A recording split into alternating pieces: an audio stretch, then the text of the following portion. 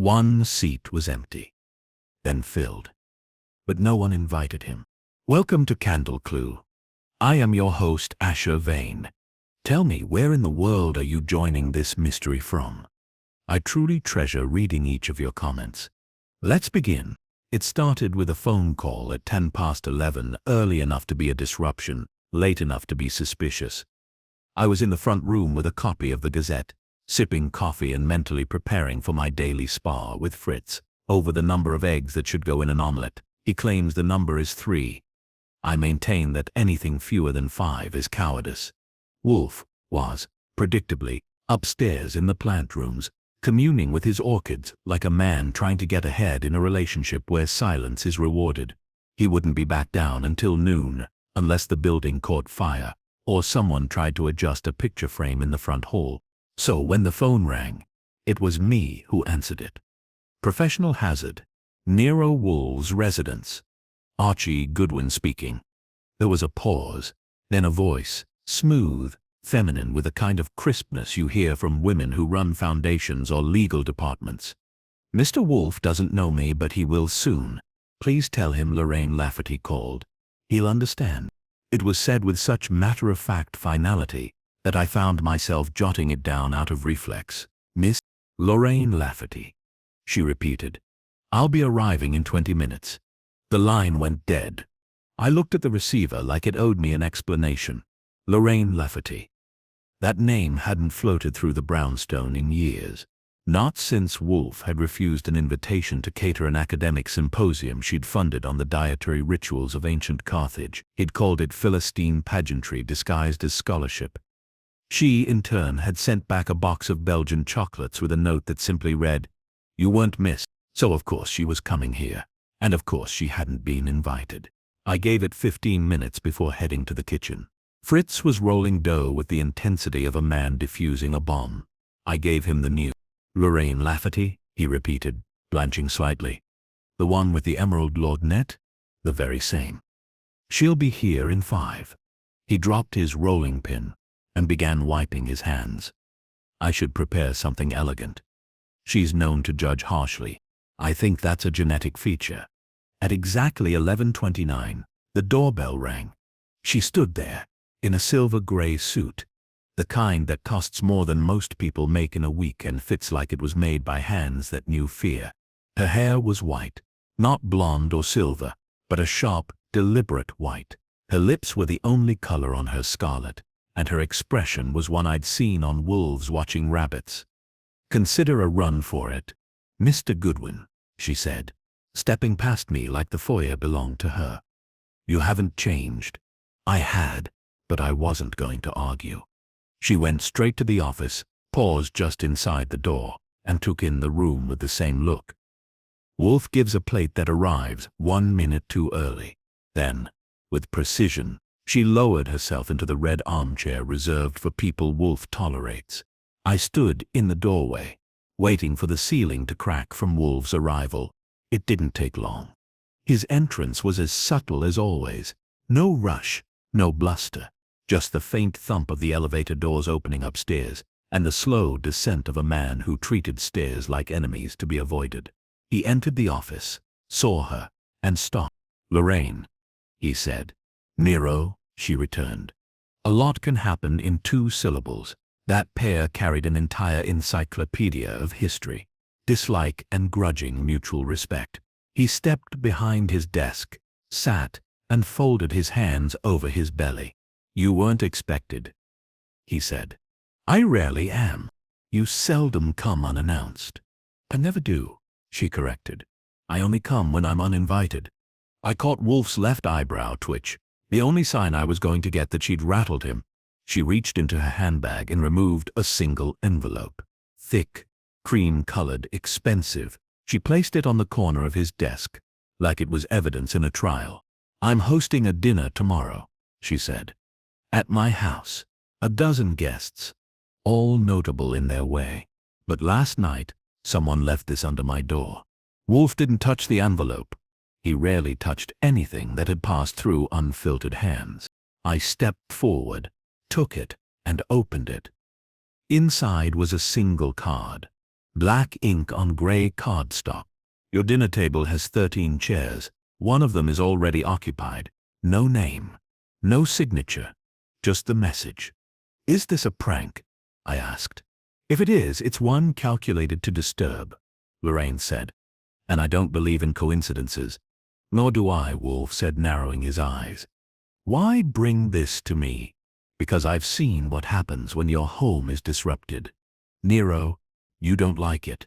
And this, she gestured to the card, feels like the kind of disruption that starts quietly and ends very, very loud. Wolfe closed his eyes for a long moment. When he opened them, he gave a small nod to himself, mostly. Very well, he said. Mr. Goodwin will attend the dinner. You will not mention his presence to your other guests. Her smile was thin and without pleasure. Of course. Wolfe leaned back. Good. Then let us see what sort of guest arrives uninvited. I had questions, many, but I also had a suit to press, a call to make to Saul Panzer. Just in case, and an uneasy feeling that tomorrow's dinner wasn't going to end with just dessert. Whatever chair was already occupied, I had a feeling it wasn't by someone who planned to leave through the front door. It wasn't every day that Nero Wolfe agreed to send his legmen into a social gathering masquerading as a dinner party, especially one hosted by Lorraine Lafferty. That she had come here at all meant the situation was more serious than her silk gloves and crisp diction let on. Wolfe had decided I was going. The rest of the day moved with that peculiar kind of quiet tension that only Wolfe's brownstone could produce. A place where stillness meant thought, and any sound meant trouble. Fritz had picked up on the tone and dialed down the kitchen bustle. He even refrained from humming during his lamb Joe's preparation, which is how I knew he was rattled. Lorraine Lafferty had that effect on people.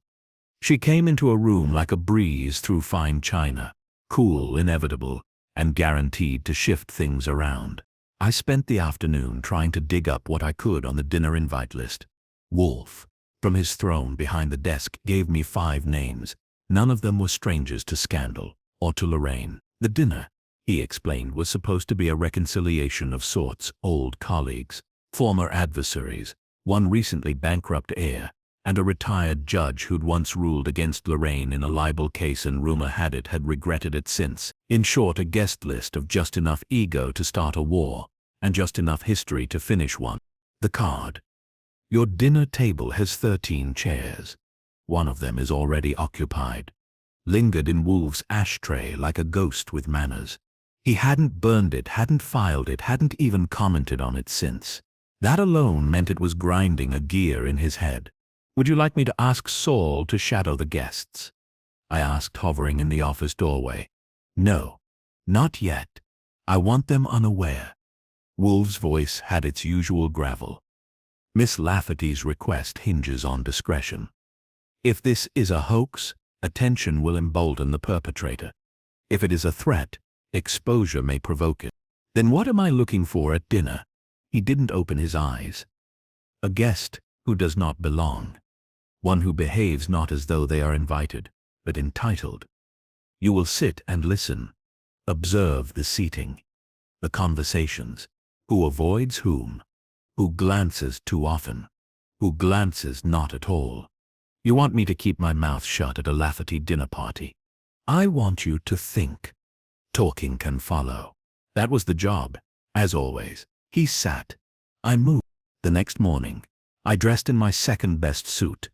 The best one was for funerals and the occasional press conference. I slipped a small recorder into my jacket lining. Fritz had wired it together for me last year, after a pickpocket decided my pockets were too easy, and double-checked the tiny buttonhole mic was working. I wouldn't be taking notes on a napkin, not at a dinner where every glance could be read like a footnote in a long unfinished book.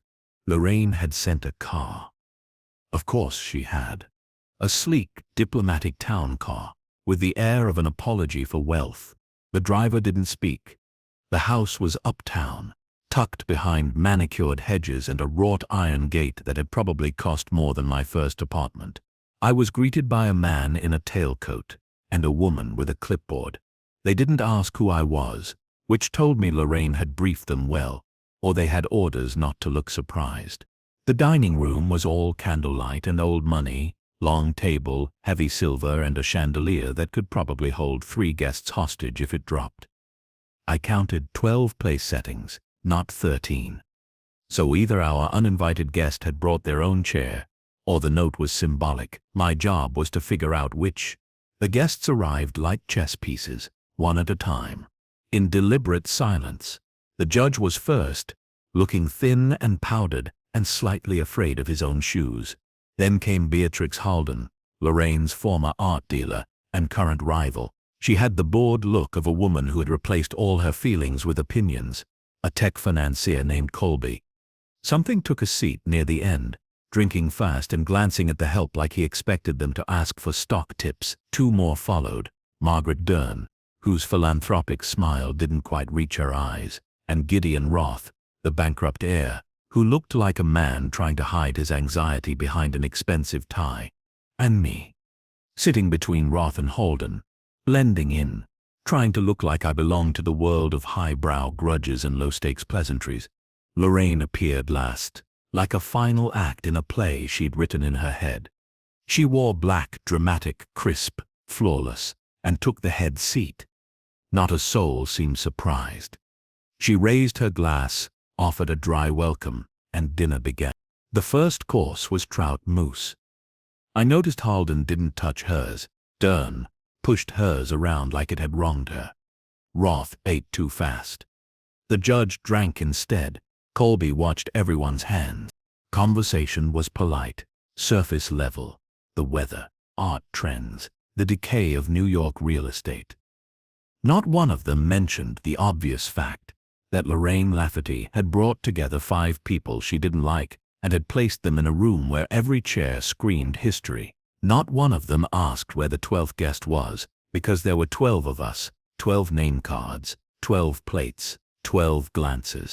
But Wolfe had taught me one thing. Count everything. Even the things that don't make a sound. I noticed it halfway through the second course. Rack of lamb. Perfectly done. There was a wine glass at the far end that had been poured, but untouched. The butler returned to it twice. Top-off reflex. The guest beside it. Margaret Dern never reached for it. Her own glass was half full, but the second one stayed pristine. Maybe an error. Maybe not. Maybe. I made a show of adjusting my jacket and glanced down the table. 12 guests. 12 visible. But when dessert came, a pistachio soufflé with saffron cream, I caught a whisper. Not words, a movement. The slightest flick of silver near the butler's sideboard. Then nothing. When coffee was served, Lorraine rose. I believe we've all had enough, she said. Tomorrow we'll see who remembers what. It was a strange exit line. But that's Lorraine. The car took me back to the brownstone just after 10. I let myself in, tossed my jacket on the chair, and went straight into the office. Wolfe was in his chair, sipping beer, frowning like the bubbles were a personal insult. Well? He asked. There were 12 plates, I said. But one seat didn't drink. And something moved. He looked at me. Just look. I took a breath. Wolfe. Someone was there. Someone no one acknowledged. And Lorraine knew it. He reached for the card, still sitting in the ashtray. He tapped it once with his thick finger. One of them, he murmured, was already occupied. He didn't need to say anything more. The dinner guest hadn't been seen. But they'd been there, and Wolfe had already started to see the shape of them. The next morning began with bacon, burnt toast, and Wolfe's silence, which, depending on your view of domestic harmony, was either ominous or merciful. Fritz was unusually quiet, too. He set the plate in front of me, like it was a question, not a meal. Wolfe was already in his chair, a volume of the Oxford Companion to Food open in front of him, unread. He wasn't looking at me. That was never a good sign. You were recorded, he said finally, without lifting his gaze from the book. It wasn't a question, but I answered anyway. Yes, playback. Midway through dessert, someone bumped the table leg nearest the butler's station. You can hear the water ripple in a glass, then there's the faintest scrape, like a chair moving an inch. But it's subtle. Barely there. Wolfe finally looked up. His eyes were sharp as needles and twice as unforgiving. You're sure it wasn't staff? There were only 2 servers. They stayed near the kitchen door, or at Lorraine's shoulder. This came from the sideboard. No footsteps, no voices, just movement, like someone shifting to make room at a table where no room was offered. He folded his hands over his gut. Lorraine knew. She did, I said. Her toast, her smile, none of it reached her eyes. It was all choreography. She wanted us to see what we'd ignore, to witness the performance and miss the actor. And did you? I saw enough. Whoever was there wasn't eating. They weren't drinking. But they weren't leaving either. They were waiting. For what? That, I said, is the part you get to figure out. He grunted, which from Wolfe was a concession bordering on praise. We sat in silence for a while. I drank my coffee. He drank his beer. Fritz cleared the plates with the ghost-like precision of a man who suspected something criminal had been committed against the soufflé and wasn't sure whether to call the police or start over. At noon, the doorbell rang. Wolfe let out a sigh like the universe had personally offended him. I went to the door. It was Saul Panzer, hat in hand, shoes dusted, suit rumpled, just enough to suggest legwork without looking like he'd been in a ditch. He stepped inside, nodded to Fritz, and followed me into the office. Wolfe didn't bother standing. He gestured to the chair. Saul sat. I want them all watched, Wolfe said. Each guest. And Lorraine. Saul raised an eyebrow. All of them. Discreetly. I want routines, known associates, debts and alibis. Anything that smells like leverage. And the butler. Wolfe's lip curled slightly. The staff serve, Mr. Panzer. They do not scheme. Not in Lorraine Lafferty's house. Saul didn't argue. He never did. He just nodded, stood, and left. I turned to Wolfe. What are we looking for? He closed the book on his lap. A reason to be present yet hidden. A guest who requires no introduction because they already belong, or believe they do. I nodded. So it's personal. Always, he said. Especially when unspoken. By 2 o'clock, I was back in the field. Lorraine's dinner list wasn't hard to find again. Not when you had a nose for discomfort and a phone line free from Wolfe's disapproval. I started with Gideon Roth. He lived in a penthouse that had clearly seen better times. The door paint was flaking. The brass knob was loose. He answered in a robe that looked expensive but defeated. There were 2 empty glasses on the counter behind him, and a cigarette burning in an ashtray that hadn't moved since breakfast. Mr. Goodwin, he said. I figured you'd come.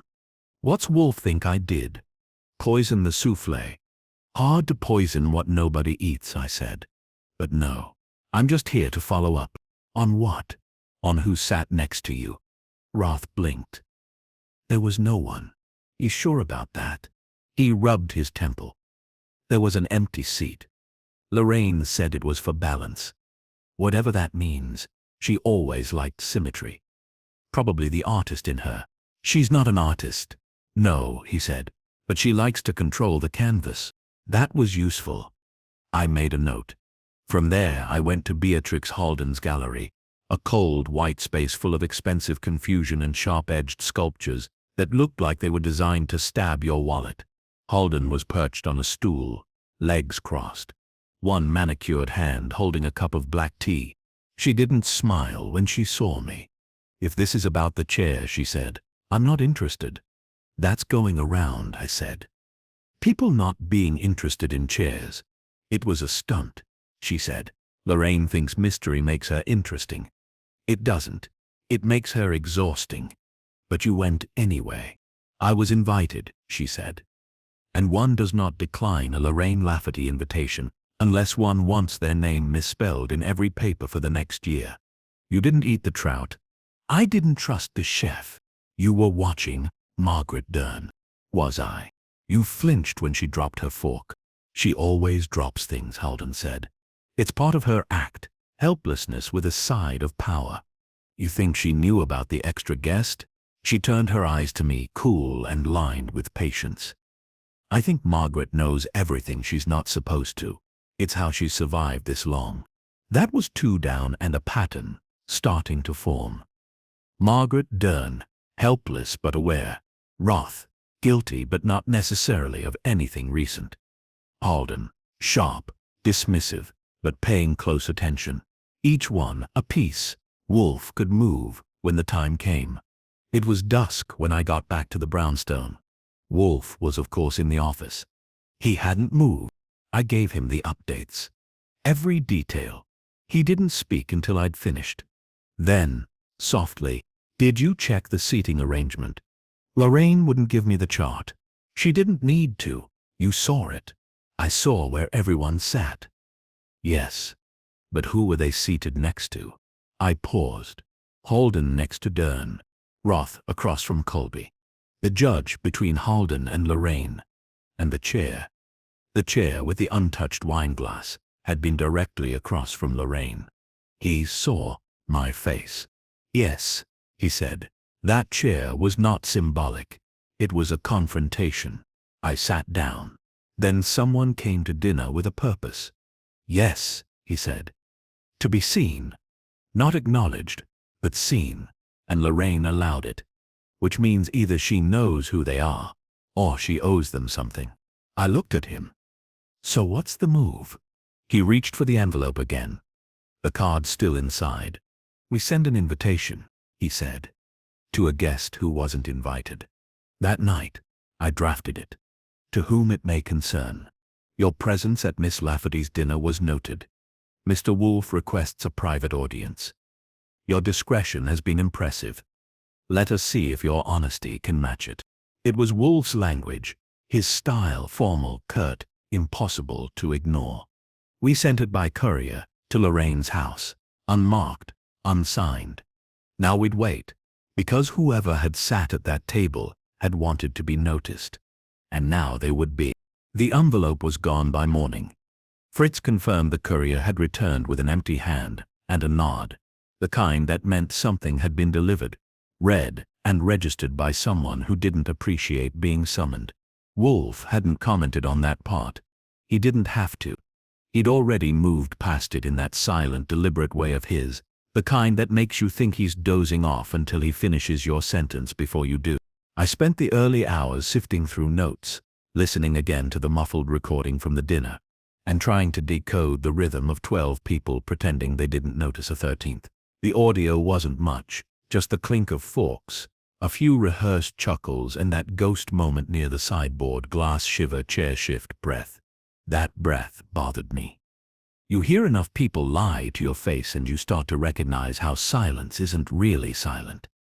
There was a breath there, soft, unmeasured, unsure, like someone had exhaled after being missed again.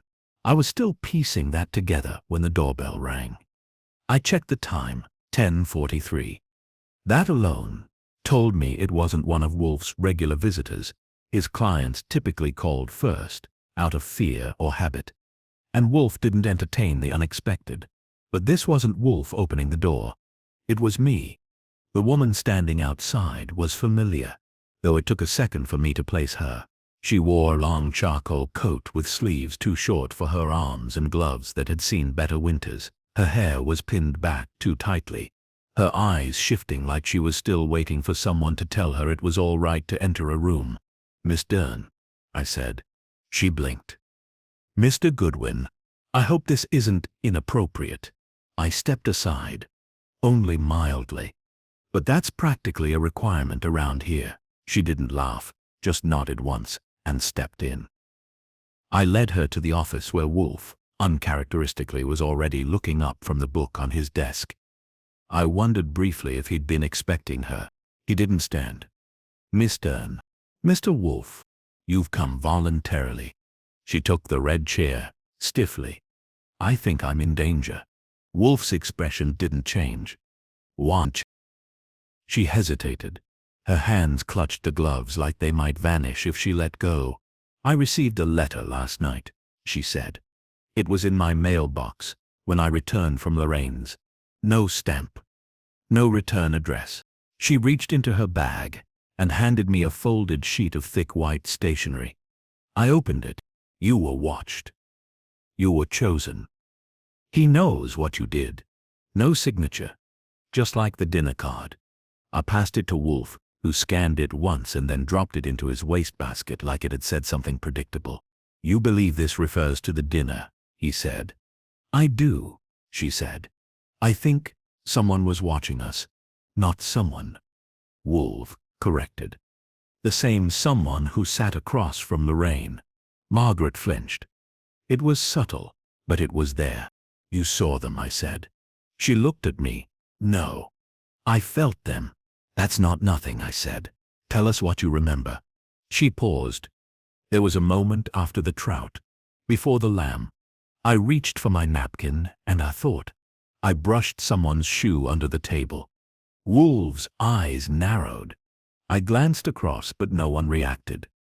Lorraine was speaking. Everyone was listening. But I swear, there was a presence. You know how you feel watched? Wolfe nodded once. And after dinner, I saw a shape at the edge of the hall mirror. Just a flicker. Then it was gone. Wolfe steepled his fingers. Why would someone target you specifically? I don't know. He didn't blink. Try again. Margaret's voice went quiet. I think it might be about Lorraine's brother.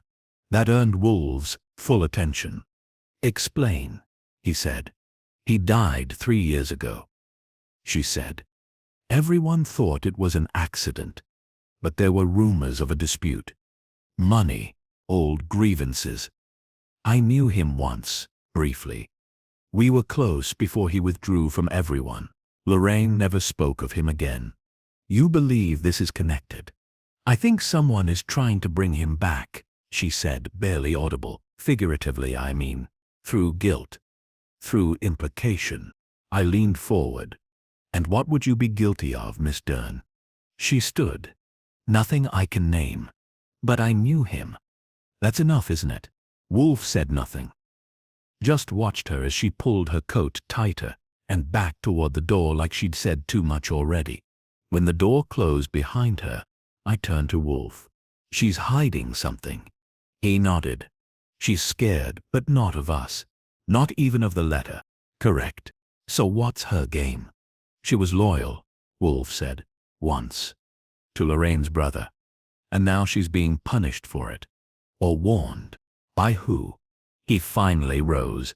That was rare.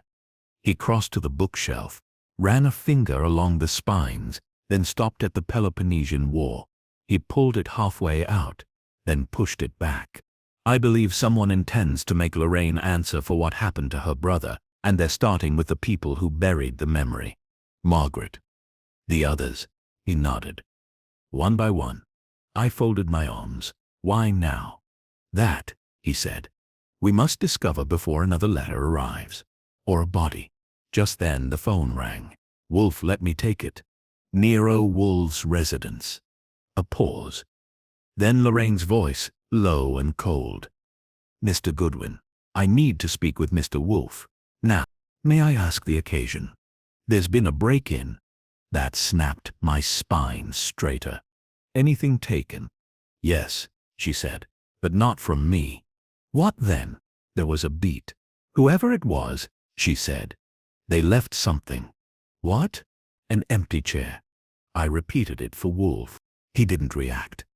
Not visibly, but his shoulders sank half an inch. Tell her we'll come, he said. You're leaving the house?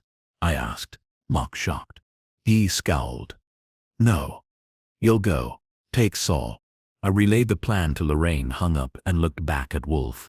She said the chair was at the head of the table, where she sat. Wolfe turned back to his desk. Then the message has changed. What message? It is no longer you've been watched, Mr. Goodwin. It's you have been replaced. He picked up the ashtray, emptied it slowly, and said nothing more. The ride to Lorraine's house felt longer than it was. Saul Panzer was beside me in the back seat, quiet as always, his eyes alert beneath the brim of his hat. He didn't ask questions. He rarely did, but I knew he was already taking mental inventory.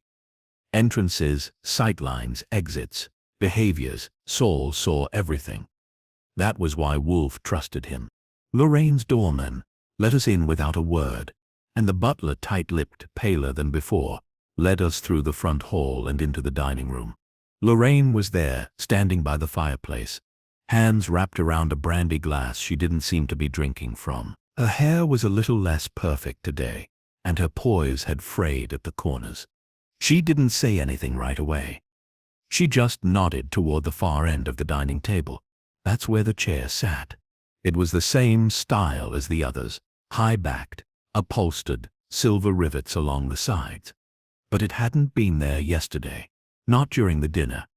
This one was older too, faded around the legs, a scratch down one side, a detail you'd miss unless you were looking. There was a place setting in front of it, a single plate, a folded white napkin, and centered perfectly on the charger, a photograph. I stepped forward. Lorraine didn't stop me. Saul moved beside me, sharp-eyed, scanning the windows. The photo was black and white, glossy, no border. It showed a younger Lorraine, maybe 25 years ago, at an event of some kind. She was laughing, off guard, elegant as ever. Beside her was a man I hadn't seen before, mid-30s, with the same sharp cheekbones and commanding posture. But the eyes were warmer, softer. Her brother? I asked quietly. Lorraine spoke for the first time. Yes, Charles. I looked at her. This was left last night. I went upstairs around 11, she said. When I came down this morning, the alarm was off. No windows broken, no doors forced. But this was here. Any sign of entry? No. Nothing. The staff didn't hear a thing. I looked at Saul. He nodded once and disappeared through the side hall without a sound. I turned back to Lorraine. Do you think it's a threat? She hesitated. Then, slowly, it's not meant to scare me. Not like the card. Not like the letter to Margaret. What then? She looked at me, and for the first time, her confidence cracked. It's a reminder. Of what? That I didn't mourn him properly. I didn't know how to respond to that, so I didn't. I pulled out a pair of gloves from my coat pocket and picked up the photo carefully. On the back, in neat cursive, was a single sentence. He should have sat here. I felt that sentence like a drop of cold water down the spine. Not shouted, not scrawled, just stated, with intent. Who would do this? She asked, more to herself than to me. Who would know to use this photo? Someone close, I said. Someone who was there. Someone who remembers this version of you. Not the woman at the top of the table, but the sister. Lorraine didn't answer. She just looked down at the fire and tightened her grip on the brandy glass. Saul reappeared 10 minutes later. He shook his head. No signs of forced entry, no prints that shouldn't be there. Whoever it was, they knew your system and bypassed it clean. This wasn't random. I turned to Lorraine. Who had access to this photo? No one, she said, but her voice lacked certainty. It was taken at a university fundraiser. I thought it was lost. I haven't seen it in years. I studied her. Who else was in this house last night? Just me and the staff. The butler, the maid, and the chef. They've all been with me for years. I looked at Saul. He nodded. He'd follow up with each one discreetly. The help was loyal, sure, but even loyalty leaks under pressure. I stepped closer to the chair. There was something else. A faint mark on the napkin. I leaned in. Ink. Barely visible. A symbol, like a pressed stamp. Too faint to read. I snapped a photo with my phone and sent it to Wolfe immediately. He'd recognize a symbol before I even knew it was a symbol. Lorraine watched me, waiting. Well, you're being watched, I said. Not by someone trying to hurt you, but by someone trying to make you remember. And they wanted to escalate. Her mouth twitched. Why? To shame you, maybe. To get you to confess something, or to force a confrontation. With what? With the past, I said. And everyone who helped bury it. The silence that followed was heavy. She didn't deny it, didn't argue, just stood there, staring at the chair, like it might speak. I left Saul to finish sweeping the house and headed back to the brownstone. Wolfe was waiting in the office, eyes closed, beer half finished. I handed him the photo. He looked at it once, then turned it over, his gaze fixed on the napkin mark, magnified now on my phone. Greek, he said. The letter phi. It can denote many things: philosophy, brotherhood, or simply the unknown. That's a lot. For a napkin. Exactly, he murmured. They want us guessing. I sank into the chair across from him. Lorraine thinks it's about Charles, that she never mourned him, that someone is forcing her to remember him. She's correct, Wolfe said. But that's not all. What else? He leaned forward. She wasn't the only one who failed to mourn. That dinner was not a tribute. It was a reckoning. Each guest had a hand in silencing something about Charles, perhaps his career, perhaps his legacy. And now someone is unearthing it, one chair at a time. You think this ends with more dinners, this ends with more. He shook his head. It ends with a truth, one that someone is willing to terrorize them into acknowledging. Then, what's our next move? We make them uncomfortable, Wolfe said. We rattle their balance. He reached for the phone and called Saul. Mr. Panzer, I want surveillance on each dinner guest. I want their routines, their patterns. I want to know who meets whom and what they aren't telling anyone else. He hung up. Then he turned to me. And you, Mr. Goodwin, will return to Lorraine's with a question. What's that? Ask her, he said softly, what Charles was about to reveal before he died. I blinked. You think he had a secret? No, Wolfe said. I think he had the truth, and someone made sure it died with him. Until he picked up the photo again, tapped the edge of it once, and looked toward the window where the sun was beginning to set behind the trees. The chair, he murmured, wasn't empty. I didn't ask what he meant, because I already knew. It was barely past 8 the next morning when I returned to Lorraine's house. Fritz had made me eggs, Wolfe had made me mildly annoyed, and Saul had made a few calls that turned up nothing from the security firms Lorraine used. No missing footage, no flagged entries, no unusual power outages or reset systems. Either the intruder had walked in with keys, or they'd known exactly how to make themselves a ghost. Lorraine met me in the front parlor, this time in a navy blouse that had seen less starch and more thought. Her hair was loose, which was new, and her voice when she spoke had the slight edge of someone already bracing for discomfort. I'm not going to like this conversation, am I? She asked. That depends, I said. Do you like the truth? She didn't smile, just gestured toward the long velvet couch, sat across from me in the matching chair, and crossed her legs like she was defending a courtroom. I got to it. Wolfe wants to know what Charles was planning to reveal before he died. Her face didn't move, not a twitch. But the air in the room changed.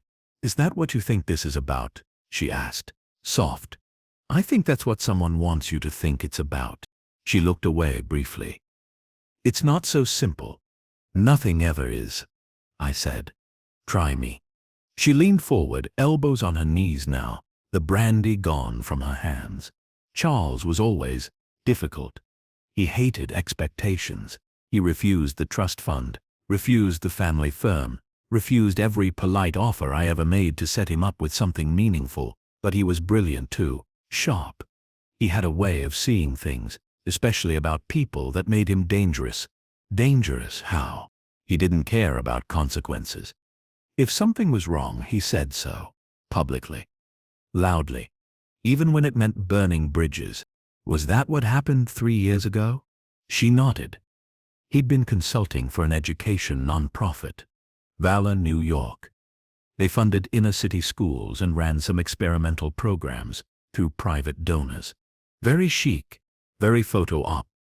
Charles suspected something was off. He said the numbers didn't add up. Did they? I don't know, she said. I didn't listen. He tried to show me his files once, but I told him to let it go. I was on the board. I'd vouched for one of the donors, Colby Whitmore. Whitmore was at the dinner. Yes, she said. Because I wanted to control the narrative. Remind everyone we're all adults, with reputations to preserve. Did Charles threaten to go public? He said he had a report, with evidence, names, payments, documentation of grant money that never reached its target. He claimed Colby was laundering influence using the schools to place candidates on private advisory boards for government funding. Did you believe him? I didn't want to, but I asked around, quietly. Someone warned me to pull Charles back, that he was upsetting powerful people. So what happened next? He disappeared, she said. That's what we told people. But the truth is, he stopped answering calls. 1 week later, they found him drowned in a lake upstate. No investigation? There was, she said, voice brittle, but nothing stuck. No foul play, no forced entry. Just a car by the water, and a body in it. But you didn't believe it. No, she whispered. Because he'd sent me a message. I straightened. What kind of message? Just 4 words, emailed. No subject line. No explanation. Just don't protect him anymore. Sent to you. Yes. Who's him? She exhaled. Colby. Or, that's what I told myself. But maybe it wasn't. Maybe it was someone else at the nonprofit. Someone who had more to lose. You didn't keep the email? I deleted it, she said. I couldn't face what it meant. But someone else did. Yes, she said, eyes darkening. Someone who saw me bury the story, who watched all of us pretend it was an accident. Someone who believes Charles deserves justice. And they're delivering it, I said, with chairs and notes and old photographs. She gave a bitter smile. He always said guilt makes the best ink. I stood. Wolfe needs the full donor list, from the year Charles was investigating. And any correspondence between you and the Valor board from that time. She looked up. You think someone in that group is behind this? I think they never stopped watching. They're just now ready to act. She didn't argue, just nodded slowly. You'll have it by this afternoon. On the way back to the brownstone, I called Saul. Start digging into Valor, New York, I told him. Board members, donors, past lawsuits. I want to know if anyone lost money, lost power, or disappeared after Charles died. I'm on it, he said. And hung up. Back at Wolfe's, I laid it all out. Wolfe, naturally, didn't seem surprised. He rarely did. Charles threatened to reveal a fraud, I said. Was silenced. Lorraine looked away. Now, someone's making her remember, and making her dinner guests sweat. And the method, Wolfe murmured, is telling. You mean the empty chair? Yes. Symbolic, ceremonial, and psychological. They aren't punishing with violence, they're punishing with shame. With abs. Who does that? He reached for his beer. Someone who knows these people, intimately. Enough to know that their fear is not of exposure, but of disgrace. So who benefits from this campaign? He looked at me. The one who loved Charles the most, or the one who failed him worst? I opened my mouth to answer, but the phone rang. I picked it up. Goodwin. A pause. Then a voice. Female. Crisp. Strained. I think I saw him. It was Beatrix Halden. Who? I asked. Charles. You mean you saw someone who? No. I mean, I saw him outside my gallery, just standing there, watching me. When? 10 minutes ago. I turned to unlock the door, and he was gone. I covered the receiver. It's Beatrix, says she saw Charles. Wolfe raised a brow. Impossible, but significant. I returned to the phone. I'm on my way. No, she said. I'm leaving. I don't feel safe here. Where are you going? She hesitated. Lorraine's. I stared at the wall. Of course. Tell Wolfe, she whispered. They know who we are. Then she hung up. I looked at Wolfe. She's going to Lorraine's. He nodded, closing his eyes. They're being gathered, he said, like witnesses to a ceremony they've all tried to forget. And what happens, I asked, when the last chair is filled? He didn't answer. Not yet. By the time I reached Lorraine's house again, dusk had folded itself over the street like a closing book. The lights inside were on, but muted, casting a kind of amber glow against the front windows that made the whole place look like a memory someone hadn't finished processing. The butler opened the door before I could knock, which meant either they were watching or no one was bothering with boundaries anymore. Beatrix Holden was in the drawing room, standing by a vase of white roses that looked more expensive than alive. She didn't turn when I walked in, just stared at the flowers like they might bloom and answer if she focused hard enough. Lorraine sat in a high-backed chair near the fireplace, legs crossed, brandy glass in hand again, but untouched. He looked exactly the same, Beatrix said. Same coat, same way of holding his hands behind his back, same awful shoes he always wore, brown with cracked soles. I wanted to say something, but I couldn't. You're sure it wasn't someone who looked like Charles? I was sure of Charles, she said. You didn't know him, Mr. Goodwin. He had a presence. He didn't enter rooms, he bent them. And then he disappeared.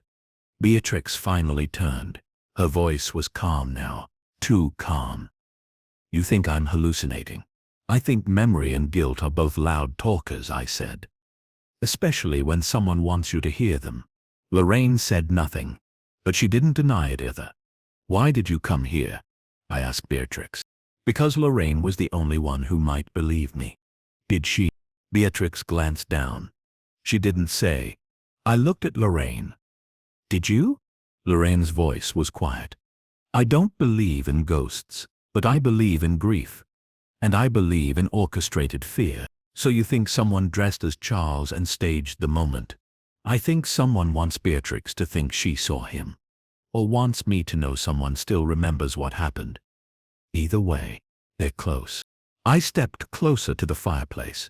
Closer how? She met my eyes. I think they've been in this house more than once.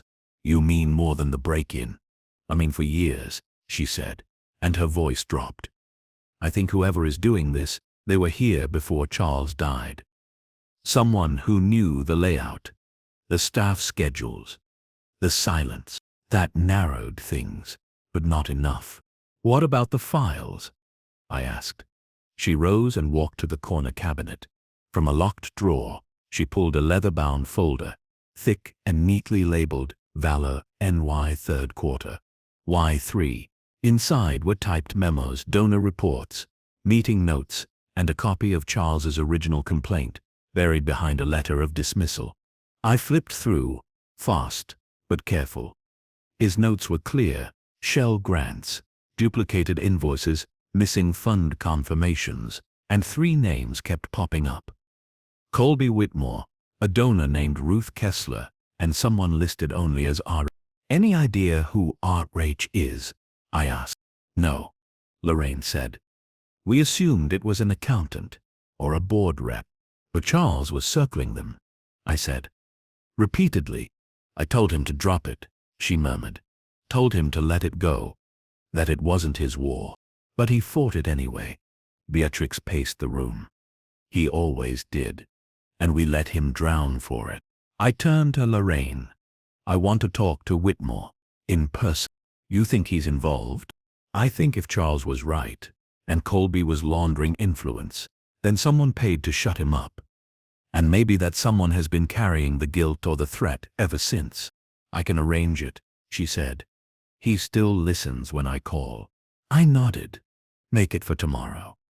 Neutral ground. Then I looked back at Beatrix. And you saw someone. That means they wanted to be seen. Can you describe their height, build, anything specific? She shook her head. It happened fast. He turned and was gone. Then it wasn't Charles, I said. Charles never left a room until he made sure everyone knew he'd been in it. Her face paled at that. But she didn't disagree. That night, I returned to the brownstone. Wolfe was in his chair, eyes closed, lips pursed, and a slice of Montasio cheese untouched on his plate. That meant the thoughts were bad, and the beer wasn't helping. He opened one eye. You have the files? I handed him the folder. He leafed through it slowly. making that small, satisfied grunt only he could produce when something fit his suspicions like a glove. "R.H.," he muttered. "I've seen that handwriting before." I waited. He tapped the margin of one of Charles's printed notes. "This annotation, it matches the hand on the napkin left beneath the photograph." "You're sure?" "Certain. The curves are the same. The capital R, the ink weight. R.H. left that photo, which means R.H. is the ghost, or the conductor of the seance," Wolfe murmured. I blinked. "You think this is being staged for more than guilt?" "I think it's a trial," he said. "One without a judge, and with a verdict already chosen." "And what happens at sentencing?" He looked up. "They lose everything. Not in court, but in memory. Their reputations, their place. Someone is building a public execution, slow, ceremonial, and rooted in truth. Then R.H. needs to be unmasked." He handed me the file. "Start with Kessler. She has a history of concealed financial ties to candidates Charles disliked. See if R.H. connects to her. Meanwhile, I will write to Whitmore. If he has been watching, he may yet respond to a mirror." "A mirror?" Wolfe gave a thin smile. "Yes, one that reflects what he fears becoming."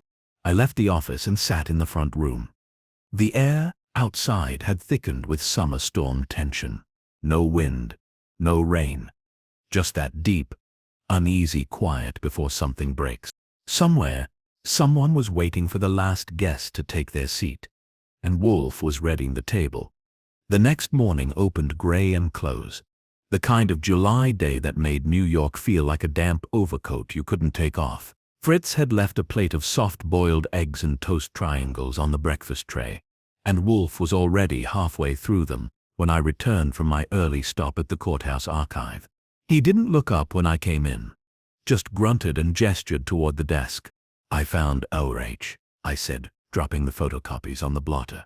"Ruth H. Kessler, former treasurer of Valor, New York, stepped down the year after Charles died. No press release, no replacement announcement, just faded out of the filings. And look here." I pointed to a line from a tax report. 2 donations flagged for audit. Both were processed by a third-party service run by a consulting firm owned, it turns out, by one R.H. Kessler. "That's your signature on the napkin. Same initials, same circles around the dot in the I." Wolfe didn't respond immediately. He was chewing slowly, deliberately. He swallowed, dabbed his mouth, then reached for the paper and read. "So," he said, "the ghost has a name and motive." I said, "Charles probably uncovered her laundering the funds before it ever became a scandal. If he'd gone public, she would have taken the fall. Or worse," Wolfe murmured. "She would have been erased professionally. A woman who'd spent decades behind curtains, pulling financial strings, not the kind who survives exposure, especially not from a man like Charles, except he never got the chance." "No," Wolfe said, sitting back. "Because someone got to him first, and now someone wants her to pay anyway. Just not through court." I nodded. "Beatrice and Lorraine say they saw Charles. Margaret's received threats. An extra chair, the photograph, the messages. All of it is building toward something." Wolfe narrowed his eyes, "which means the final act is close. Then we need Kessler. She won't come here. Then we bring the brownstone to her." Wolfe arched a brow. "Mr. Goodwin, have you taken to metaphor?" "Not quite. But if she won't answer a letter, maybe she'll answer a summons." An hour later, Saul Panzer was on his way to her residence in Yonkers with a message from Wolfe, an invitation couched in legal civility but humming with undertone. Wolfe didn't threaten. He suggested, and the suggestion carried weight. Meanwhile, Lorraine called to confirm the meeting with Colby Whitmore that afternoon. Neutral ground, as promised, his private club on 79th. A place so insulated from noise and consequence it could have hosted a coup, and nobody would have noticed. I arrived early. The room was all leather chairs and mahogany silence, the kind of place where whiskey gets poured without asking, and nobody checks their watch. Whitmore came in 10 minutes late, as expected, and sat across from me like we were playing chess in a war. Neither of us had declared. "Mr. Goodwin," he said, voice as slick as the cufflinks he wasn't even pretending not to show off. "I wasn't aware you traveled without Mr. Wolfe. Only when I'm dealing with people who prefer indirect conversation," I said. He gave a short, amused smile. "And what's this about, Charles Lafferty? And why he died with a truth nobody wanted aired?"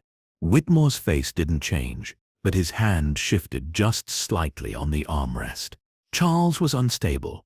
That's not an insult, it's an observation. He saw conspiracies where there were none, like fake donations." He didn't blink. "Vela NY had some irregularities, yes, but that wasn't Charles's concern. He didn't sit on compliance. He was brought in for outreach. He had files. He had receipts. He had suspicions," Whitmore said. "There's a difference." And those suspicions pointed toward Ruth Kessler. For the first time, Whitmore looked at me. Really looked, and his voice dropped half a tone. "I told Charles to be careful. Not because I knew something would happen, but because Ruth was not someone you crossed lightly. She knew everything, every donor, every weakness, every backroom deal. If Charles had pushed, she wouldn't have destroyed him. She would have let him destroy himself. You think that's what happened?" "I don't know," he said, "but I believe she wasn't done with him. Even after he was gone." That struck a note I hadn't expected. "Meaning what?" He reached into his coat pocket, pulled out a folded paper. "This arrived last week." I unfolded it. "Don't speak. Don't forget. The seat is still warm. No signature. No explanation. Just the same kind of quiet threat that had been following Lorraine's dinner guests. She thinks you know something," I said. "Or that I should know something," he replied. "But Charles never confided in me. We disagreed too much. Maybe that was the mistake." I pocketed the note. "Wolfe may want to speak with you. I'm not hard to find, I'll bet." I left before the ice in his glass had melted, called Wolfe from the corner, and reported in. "Colby's nervous," I said. "Not guilty, but shaken, which makes him the next target," Wolfe said. "And Kessler?" "Saul's still out. No answer yet." Then we bait the trap. That evening the plan was simple. If you define simplicity as inviting 3 shaken elites and 1 potential saboteur into the same house that had already been breached by a phantom, Lorraine agreed to host 1 more dinner. Smaller, quieter. Just herself, Beatrix, Margaret, and Colby. No servers, no fanfare. Wolfe's condition was clear. No security, no press, and every place setting left exactly as it had been before, with 1 extra chair. The invitation was anonymous, distributed quietly through courier. It was signed only for the one who left the table too soon. At 7, they gathered. I stayed just outside, in the study. Saul covered the perimeter. Fritz, oddly invested now, had provided the food himself, nothing too elaborate, just enough to lull the senses. Wolfe, back in the office, had a direct feed from a listening device tucked into the dining room's chandelier. For 30 minutes, nothing. Then, the sound of glass shifting. A pause in conversation. A voice, low, soft, almost tired. "I never got to say goodbye," Beatrix gasped. Colby whispered, "Charles." Lorraine's voice was firm. "Who's there?" Footsteps. Not heavy, not timid, deliberate. Then a chair scraped across the floor, and then silence. I pushed through the door in time to see it. An empty plate, a single napkin with a letter resting on top. Everyone stared. No one moved. I walked to the table and picked up the note. "Now you remember, tomorrow, the world will too." I didn't need Wolfe to tell me what it meant. Someone was going public. The final chair had been filled. I returned to the brownstone just before midnight. The note still folded in my pocket like a live wire. Wolfe was exactly where I'd left him. In his chair. A glass of beer half drunk beside the lamp. He didn't ask if I had the note. He just held out his hand without looking up. I passed it to him and waited. He read it once, then again, then finally spoke. Now you remember. Tomorrow, the world will too. He let the note drop onto the blotter. Mr. Goodwin, the game has concluded. I blinked. So we know who it is. No, but they believe the end has come. The final chair has been filled, the memory exhumed, and the silence broken. All that remains is the public crucifixion. Of who? He looked at me, grim. Of all of them. Lorraine, Colby, Margaret, Beatrix, every person who profited from Charles's silence or ignored his warnings. I sank into the red chair across from him. You think R.H. Ruth Kessler is going to expose them all? Wolfe shook his head, slowly. No, I no longer believe Ruth is the architect of this. I sat up. Wait. What? She forged the documents. She doctored the grants. But she would not weaponize memory this way. She would bury her enemies, not haunt them. Ruth H. Kessler is guilty, but not poetic. This is something else. A design built on performance, on fear, on conscience. Then who's behind it? Wolfe leaned back, closed his eyes. Think, Archie, who knew every guest, who had access to the house, who saw the photo, who disappeared from our list the moment Charles died. I frowned. The staff. He opened one eye. Not quite. Not all. I thought for a second. Then it hit me. The maid, I said. You mean Lorraine's maid? Correct. Mrs. Heller. She began working for Lorraine 2 years before Charles's death. Quiet, observant, background checks, clean, but with no former references. Never married, no family listed. She was with Lorraine the night Charles's body was found. I said slowly, remembering. She called the police, gave the statement, and disappeared from all records 2 weeks later. Replaced quietly. No severance, no forwarding address. Lorraine said she moved back to Europe. I stood. So you think she's behind this, that she's the ghost? No. I believe she's the voice of the ghost, Wolfe said. The hand that placed the photo, the breath behind the chair, the witness who could not speak, but who refused to forget. And she was close to Charles. Closer than anyone suspected. I stared at the note again. She's going public tomorrow, unless we intervene, Wolfe said. Just then the phone rang. I snatched it off the hook. Goodwin. A voice? Low, deliberate. Female. I didn't want to frighten them, she said, but I had to make them see. Mrs. Harler? She didn't answer directly. You were there tonight. You saw it. I saw you walk out without a sound. That takes practice. I was trained to be silent, she said. Charles used to say that was my greatest strength, and the world's greatest flaw. You were close to him. I loved him, she said, soft, and I watched them destroy him. I nodded slowly. You think they deserve to be exposed? They don't think I know everything, she said. But I do. I kept the reports, the ledgers, the emails they erased.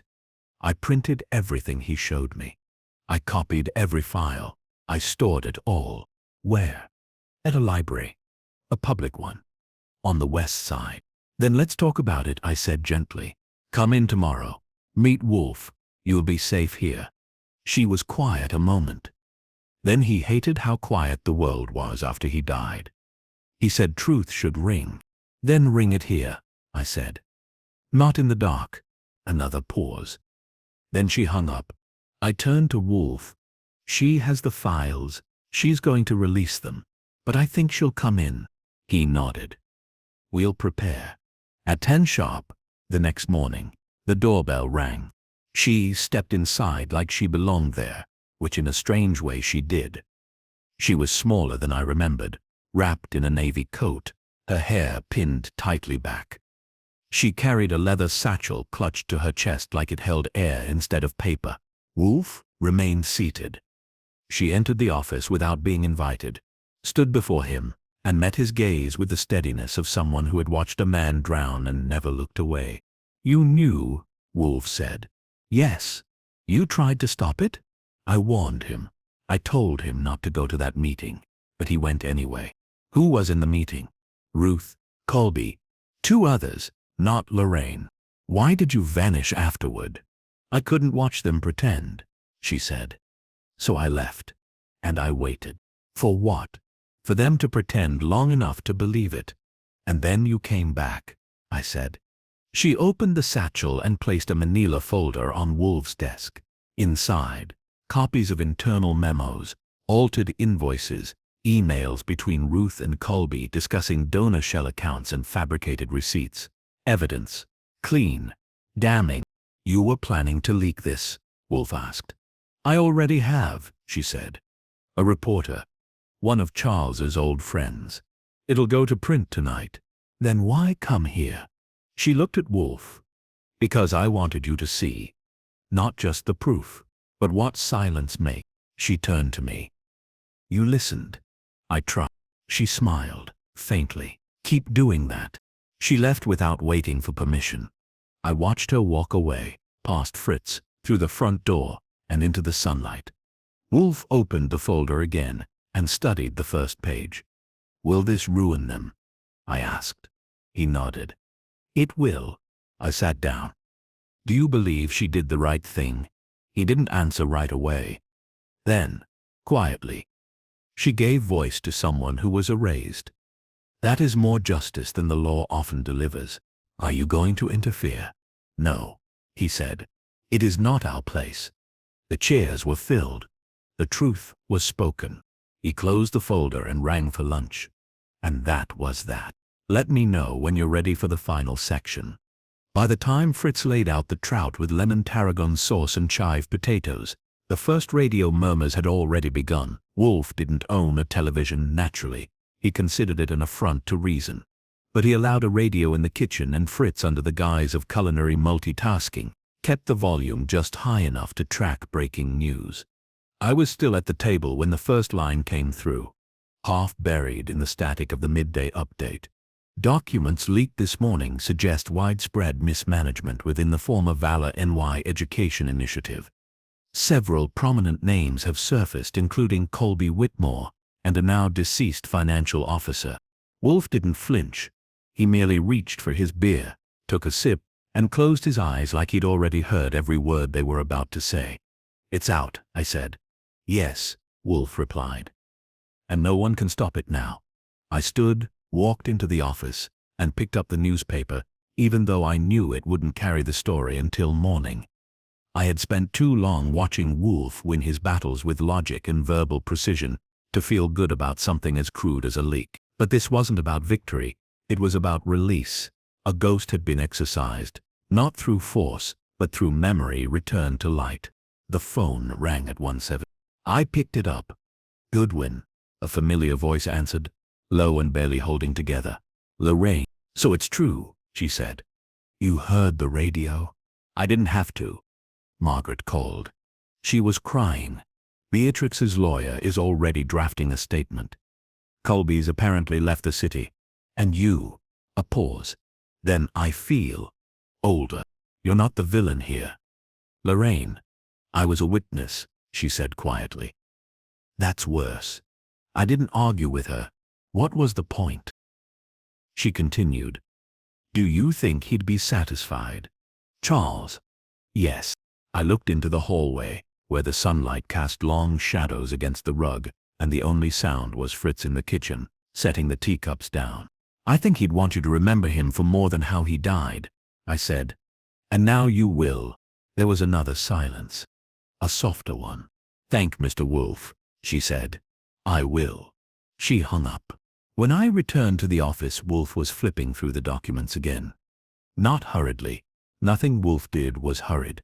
But with the deep focus of a man pausing not for facts, but for conclusions. She blames herself, I said. She is correct, Wolfe murmured. But not alone. You think it matters now? To her, he said. Yes. To the public? Not in the least. I leaned against the edge of the desk. You going to speak with the reporter? No. Our involvement was incidental. You orchestrated half of it. No, Wolfe said, folding the folder shut. I merely refused to look away. He was quiet for a long time after that. I could feel the end of it settling into the room, the kind of end Wolfe never spoke aloud. A solved case wasn't victory. It was balance restored. And for a man like Wolfe, balance was holy. By 4 that afternoon, Colby Whitmore's name was on every finance blog and 2 cable news tickers. Margaret Dern had issued a statement expressing shock and heartbreak. Beatrix Halden's gallery shuttered its doors for the week, claiming internal restructuring, and Lorraine disappeared into silence, which was probably the smartest thing she could have done. That evening, just after the orchids had been watered and the office lights dimmed, Wolfe did something he rarely did. He spoke first. She did not seek revenge, he said. That is important. She wanted justice. No, he corrected. She wanted memory. That was the lever. She made them feel the absence. She made them sit with it. And then, when they were all in place, she returned a voice they tried to bury. I nodded. Charles. Not just Charles. Conscience. Dinner was quiet after that. Fritz served roast duck, and Wolfe didn't complain, which was its own kind of miracle. I thought about what Mrs. Halen or what Elise had done, about the way she'd vanished after her confession, not staying for thanks or absolution. She hadn't needed Wolfe's approval. She hadn't even needed ours. She'd done it for him. That night I stood at the window in the front room for a while. The street was empty. A light rain had started, just enough to slick the pavement and make the air smell clean again. Wolfe called out from the office. Archie. Yeah. Tomorrow I'd like to begin pruning the ARPA film section. The south tier needs rebalance. I smiled. Back to orchids. He gave a small grunt. They are less complicated than people. That's because they don't talk back. Exactly. I left him there, in the quiet, surrounded by cases closed and blossoms still opening. Outside, the world was already moving on, newspapers printing, headlines sharpening, reputations collapsing. But in the brownstone, time had slowed again. Balanced, just how he liked it. And me? I'd seen a ghost come back to the table, sit down without saying a word, and still manage to make the whole room speak his name. That was Nero Wolfe's kind of justice. And it was enough. Let me know if you'd like the full compiled version. The letter came 2 days later, delivered by hand. It wasn't from a lawyer, a reporter, or the district attorney's office. It was from her, Elise Herler. The envelope was cream, the handwriting deliberate. Inside, a single page, no heading, no closing signature. Just the kind of message Wolfe would have dismissed on sight if it hadn't arrived, sealed with everything already concluded. He used to say, silence was the most dangerous sound in a room. I believe now he meant the kind that comes after truth, not before it. Tell Mr. Wolfe he was right, not to interfere. Tell him the final chair no longer needs to be filled. I have no more ghosts to summon. Fritz said it in front of Wolfe without a word, as if even the paper deserved reverence. Wolfe read it twice, grunted once, and laid it neatly atop the folder marked Lafferty.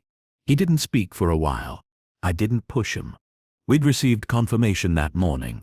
The exposé had run its second installment. Photos of documents, memos, tax fraud indictments. Ruth Kessler had been named. Colby Whitmore had released a brief defiant denial.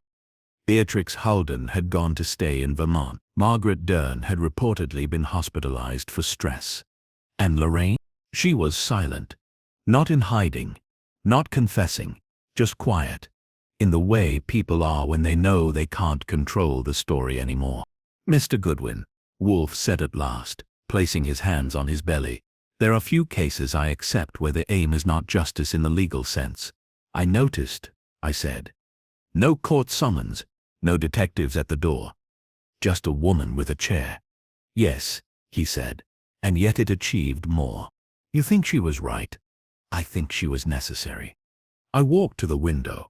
The orchids in the greenhouse gleamed behind the glass.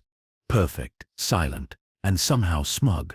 Outside, the sky was beginning to shift into August, thick with light and heat and change. There's something about the way she did it, I said. She didn't want to watch them suffer. She just wanted them to remember they did something worth being haunted for. She made them acknowledge the void they created. Wolfe said. She didn't accuse, she reminded. And Wolfe, I said, turning back to him, why didn't you stop her? You could have. Early on. He met my eyes. Because she didn't come to us for protection, he said. She came for witness. There is a difference. He reached for his beer, took a sip, set it down. She was not vengeance. She was consequence. I nodded. Will we see her again? I asked. He shook his head once. Not if she did it correctly. I didn't say anything more. Some endings don't need summaries. We returned to our rhythm, Fritz with his cooking, Wolfe with his orchids, me with my case reports and newspapers. There were no parades, no speeches, no courtroom showdowns, just lives rearranged in the shadow of truth, and a brownstone returned to quiet. And sometimes that's all justice really is. Just the sound of a chair, no longer being empty, no